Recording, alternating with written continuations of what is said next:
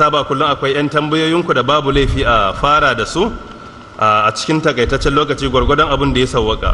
Wannan ya ce assalamu alaikum wa rahmatullah, ina wa malam fatan alheri da fatan Allah ya haɗa mu ga baki ɗaya kamar yadda ya haɗa mu a wannan masallaci mai albarka a gidan aljanna, amin. Shi ma da kansa ya yi amin ɗan.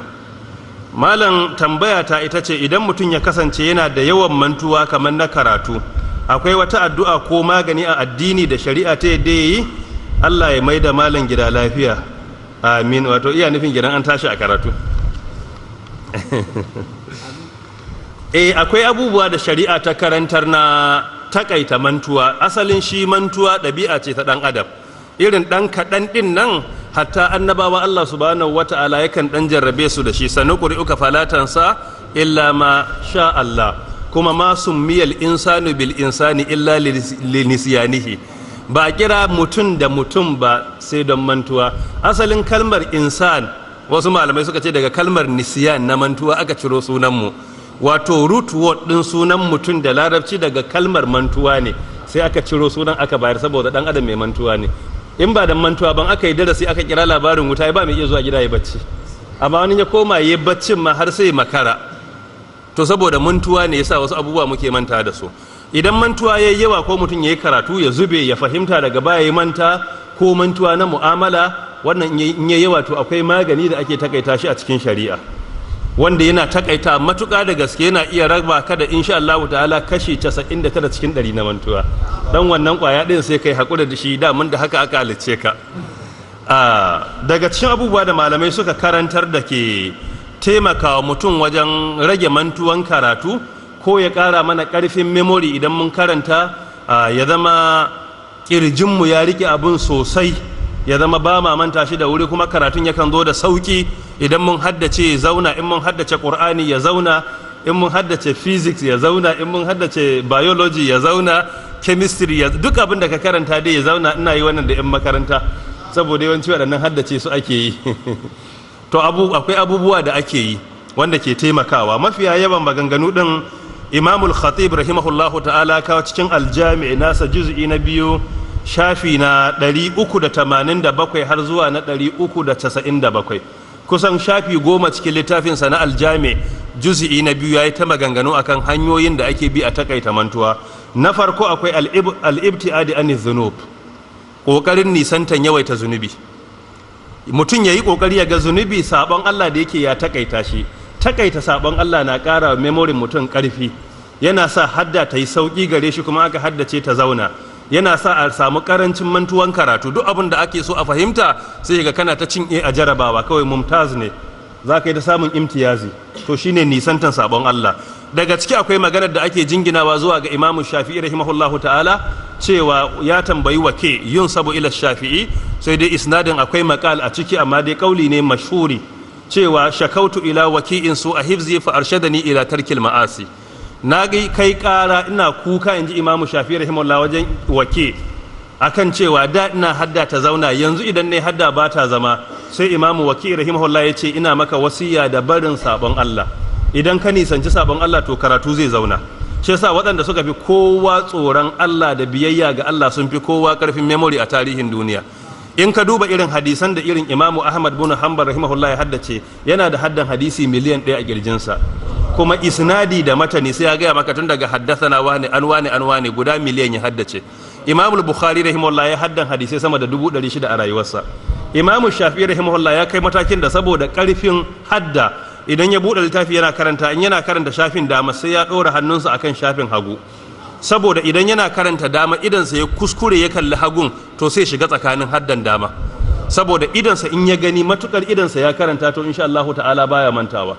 Mujahid bin Jabr alaihi rahmatullah makaho ne, bai gani, yace amma ma qultu li muhaddithin qattun a'idni, yace tunda nake ba a taba gaya min hadisi ina makaho nace a maimaita ba, duk wanda na bude kunne aka faɗa na haddace shi. Yace ana karanta min hadisi awa 2 ana tilawa, in an gama sai in maimaita daga farko har ƙarshe gaba ɗayan su. Yace Allah bai taba jarraba ni kunne na ya ji sakon addini, baki na zai faɗa, zuciyata bata kawo shi bakin ya faɗa ba. Saboda me? Saboda biyayya zuwa ga Allah. Shi yasa duk lokacin da sabon Allah yayi yawa to karfin hadda na lalacewa. shi yasa zaka ga gayunmu da suke jami'o'i wanda suke nigogi ai ta gaye sai gan shi kullun daga E sai D sai F ba abun da yake saboda mai duk a cikin sabon Allah waye su sabon Allah magana su sabon Allah kullun suna club an hada party ne an yi kaza shikenan kaga mutum wandan sai yadda ka san katafila kamar zai tashi yadda ka san jemage haka yake to shi yasa in ka bi Allah haddan tafi zama a baya ga wannan akwai asar da yazo shi ma cikin littafin al-Khatib na Imam al-Baghdadi rahimahullah a cikin al-Jami' nasa cewa sa'ala rajulun Malik bin Anas rahmatullahi alayh wani mutum ya tambayi Imam Malik namu yace ya Abdullah ya kai baban Abdullahi ya aba Abdullah ya kai baban Abdullah yace menene yake gyara haddar mutum ne in ina so in gyara haddata na rika haddace abu na karatu na zama sai ce masa tarkul ma'asi barin sabon Allah duk mutumin da ke son gyaran hadda ya ce ya yi kokari ya ga ya bar sabon Allah ya takaita iyakan takaita sabon Allah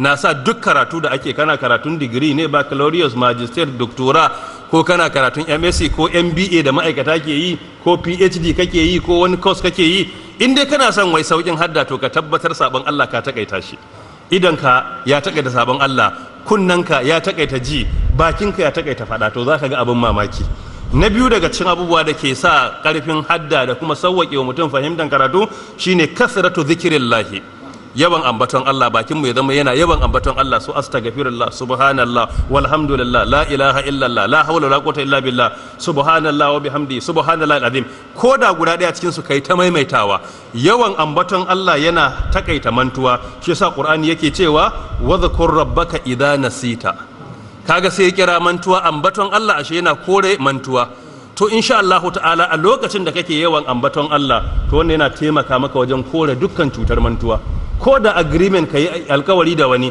ka ce af na manta wallahi ni dai na san a daren nan ina da wani abu amma na manta in dai kana yawaita ambaton Allah insha Allah ta'ala mantuwa zai karanci da zama a temple ana tadi mu yawaita ko astaghfirullah su subhanallah walhamdulillah la ilaha illallah wannan muhimmin abu ne na uku al-ibtiad an kasratil akli wa shurb kokarin nisantan yawan ci da sha kada mutum ya zama cikinsa kullum idan ya fara cin abinci kamar yaro karami ya kama nono ya dace ka sani sunna ta karantar da kai ciki uku ake rabawa kashi ɗaya cikin uku a ci abinci ɗaya cikin uku na biyun kuma a sha ruwa na ukun a bari don numfashi amma wani idan ya tashi musamman lokacin buɗe bakin aka dafa abincin idan ya ci abinci ya gama cikinsa kamar an kifa ƙwarya a kai za a gan shi dam haka ya yi gaba mutane da dama ai abin da yasa kenan ba a iya sallan tarawihi ba a komai saboda ya ci abin na fitan hankali to lalle yawan cin abinci da yawan shan abun sha ya wuce iyaka ya zama prioritin ka a rayuwa kawai a rayuwa ka cika koshi to wannan yana kawo matsala a hadda da kuma fahimtar karatu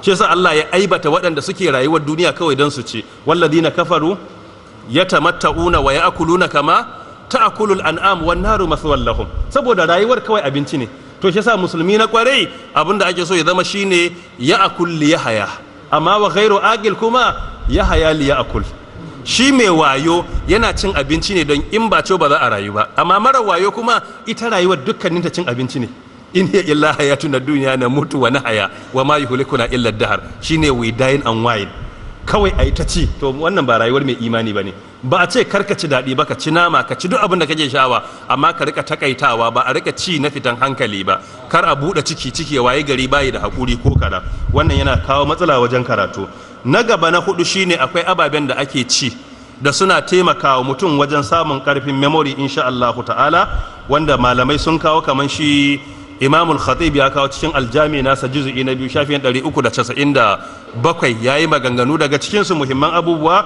akwai zuma akwai Muhammad bin Muslim bin Ubaidullah bin Abdullah bin Shab az-Zuhri rahmatullahi alai yace alayka bil asl fa innahu jayyidun lil hifz ina maka wasiya da shan zuma saboda zuma tana taimakawa wajen samun karfin hadda in dai kana son ka rika karatu ya zauna ko me ka haddace ya zauna yace to ina maka wasiya da zuma kar ka rika rabuwa da zuma a falon ka ƴaƴanka ka rika saya musu zuma ana dan diga musu akan harshe suna sha insha Allah zai sauwake musu wajen fahimtar karatu da zaman karatu idan sun karanta wasiya ce muhimmiya kuma Qur'ani mu duba magana da akan zuma sharabun mukhtalifun alwanu fihi shifa'un linnas daga cikin maganin da zuma ke shine karfin hadda da kuma kore maka mantuwa insha Allah ta'ala haka akwai Sheikh Ibrahim bin Yazid bin Qais an-Nakhai rahmatullahi alai ya mana wasiya da cewa alaikum bil luban ku yawaita aiki da luban mun san luban ko? Akwai wani mai da ake kiransa luban, ana kawo shi a kwalba. Asali ana kiransa da turanci da cewa resin gum. Asali kaman wani gum ne na jikin wata bishiya da ake bare ainihin bawanta. In aka cire to ana ciro shi kaman karo haka yake, to shi ake ce masa resin gum da turanci. Yana da matukar muhimmanci aiki da shi. Ana iya shafa shi akan ciwo, ana iya shafa shi a fiska da wuya da kirji, ana iya shan sa akwai wanda ake sha.